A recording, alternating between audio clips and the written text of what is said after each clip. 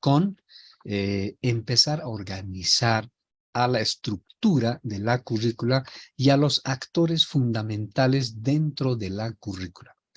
¿Cuáles son los actores dentro de la currícula? Son el director de carrera, los docentes, el personal de apoyo, digamos así, logístico, que son secretarios, bibliotecarios, etcétera, y los estudiantes que son el eje de lo que nosotros vamos a llamar el desarrollo curricular. De ahí que algunos modelos importantes que están empezando a tener sentido en educación están basados en el estudiante, ¿sí? Es decir, la educación tiene que tener como eje central hoy en día al estudiante. Entonces, ¿cuál ha de ser el criterio de selección de un director de carrera? Tiene que ser bajo este criterio de las competencias. El director de carrera tiene que ser elegido pues por competencias, ¿sí? ¿Qué significa? Que documentalmente, curricularmente, también hablando así, el director o el postulante a director de carrera tiene que, presentar además su título y todo lo demás, los documentos de trabajo, en fin, tiene que certificar competencias. ¿Y cuál es la competencia importante que tiene que certificar un postulante a director de carrera? La competencia de gestión curricular. Y miren que en Bolivia eso no hay. ¿Sí? No hay. ¿Cómo elegimos los directores de carrera hoy en día en las universidades? Colegas, ¿quién tiene una respuesta frente a eso? ¿Cómo se eligen los directores de carrera hoy en día en las universidades? ¿Cuál es el criterio de selección? ¿Cómo es que llega uno a ser director, decano, rector en una universidad? Elecciones, dice. Elecciones, muy bien. Ahora, la pregunta es, si estamos bajo un criterio de competencias, ¿será pertinente elegir un director en base a una democracia por elecciones? No.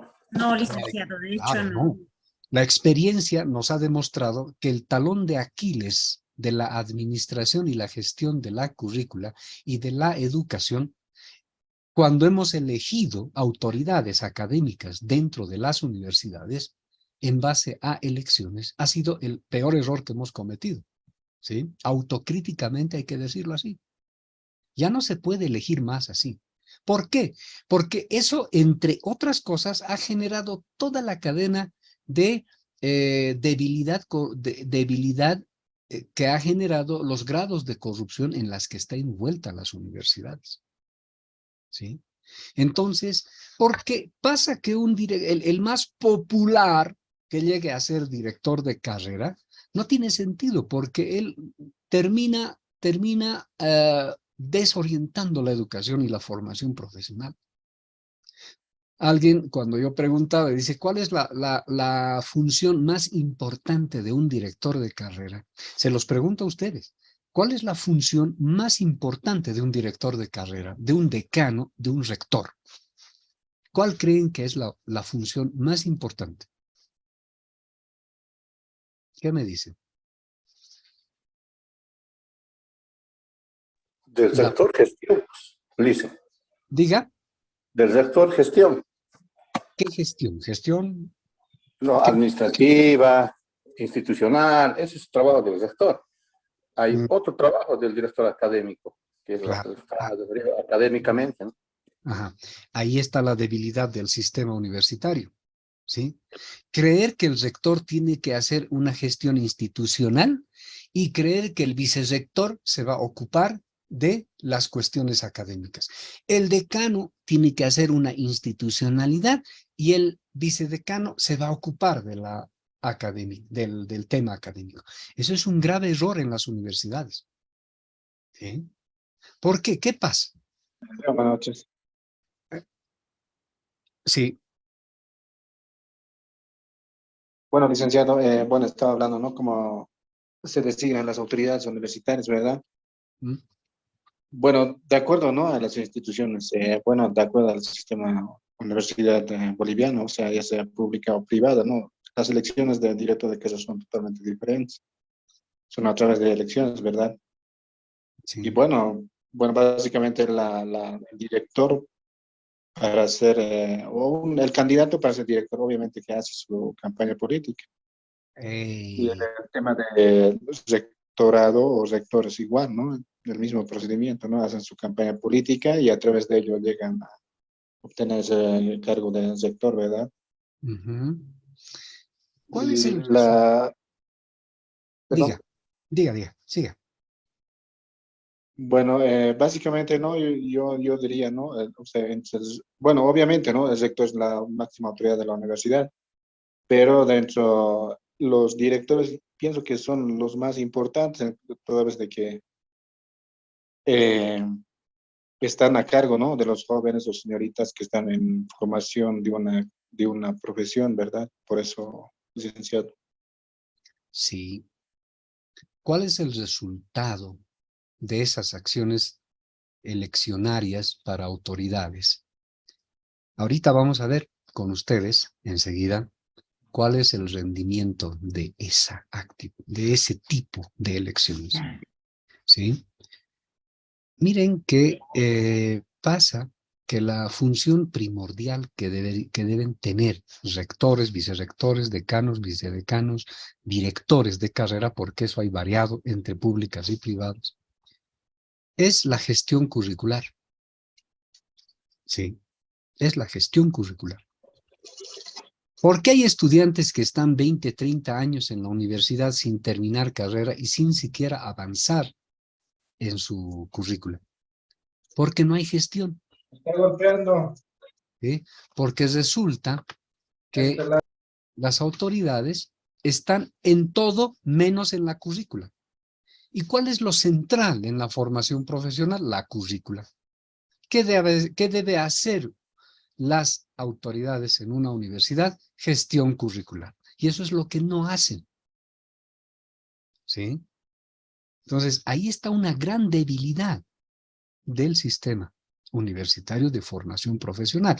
Por eso, es importante empezar a transformar. Y miren, el sistema universitario, hasta el 2015, debió haber culminado su etapa de transformación hacia las currículas por competencias.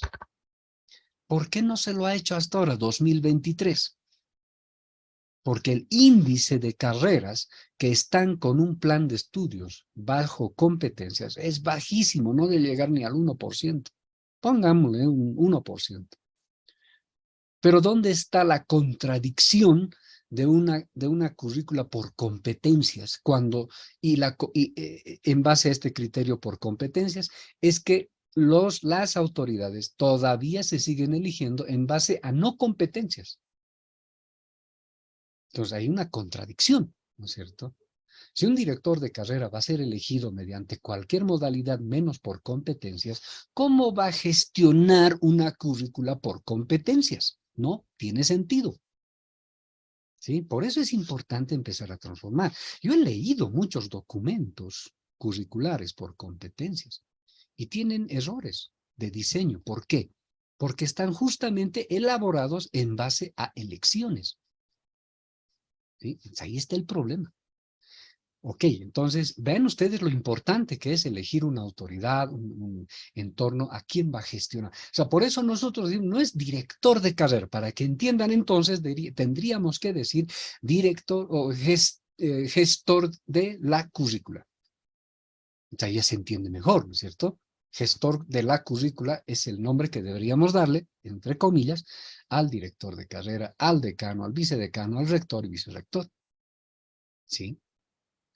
Lo que pasa es que el alcance de esa gestión curricular va a depender del lugar donde uno está. Un rector, obviamente, no se va a entrar en el detalle de una asignatura.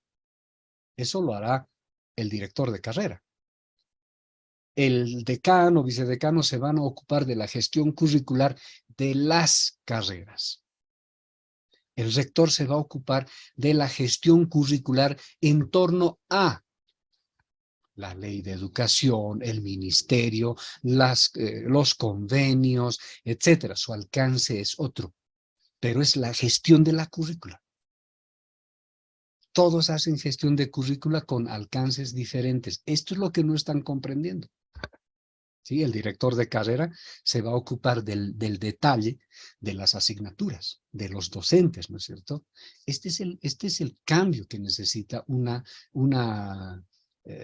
currícula por competencias, porque no se trata nomás de poner competencia y a cualquier cosa llamarle competencia. No, señores. Entonces ahí va el tema de los directores. Docentes, ¿qué hay con los docentes? Los docentes también tienen que entrar en base a elección por competencias. ¿Qué tienen que certificar además de sus documentos? Competencias. ¿Sí?